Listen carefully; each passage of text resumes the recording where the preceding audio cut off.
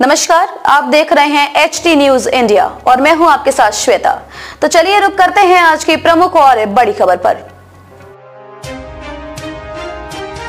भांड्याच्या संचासाठी महिलांची पायपीट, लाभार्थी प्रतीक्षेत। वरोरा तालुक्यातच नव्हे तर जिल्ह्यात हजारोच्या संख्येने महिला पुरुष कामगार शासनाकडून मिळणाऱ्या भांड्याच्या संचासाठी अर्ज दाखल केलाय। वरोरा शहरात आज सकाळी 6 वाजतापासून बांधकाम कामगार रांगेत उभे असल्याचे चित्र सर्वत्र दिसून येत आहे। वरोरा शहरातील उड्डाणपुलाच्या बाजूला असलेल्या रेल्वे स्टेशन रोडवर स्थित कामगार संस्था निर्माण करून या संस्थेअंतर्गत तालुक्यातील असंख्य महिला पुरुषांना शासनाद्वारे बांधकाम कामगार योजनेअंतर्गत पेटी, भांड्याचा संच, शिष्यवृत्ती, लग्नासाठी आर्थिक सहकार्य यांसारख्या अनेक योजना शासन स्तरावर लाभ मिळवून देण्यासाठी ऑनलाईन नोंदणीच्या नावाखाली अर्जदाराकडून 1000 ते 1500 रुपये घेत आहे।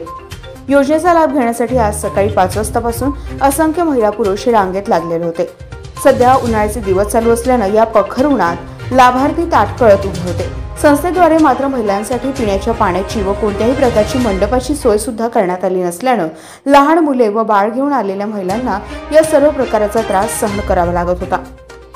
शासनाद्वारे मिळण्यात येणाऱ्या योजनांचा लाभ मिळणार का? शासकीय योजनेचा लाभ खासगी संस्थेद्वारे का?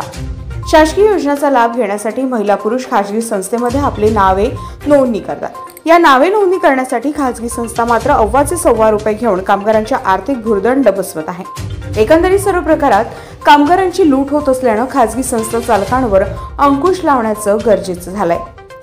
शाहरुख खान पठाण, वरोरा, चंद्रपुर। खबरों में अब तक के लिए बस इतना ही। फिर होगी आपसे मुलाकात ऐसी किसी बड़ी और खास खबर के साथ। तब तक के लिए नमस्कार और देखते रहिए HT न्यूज इंडिया।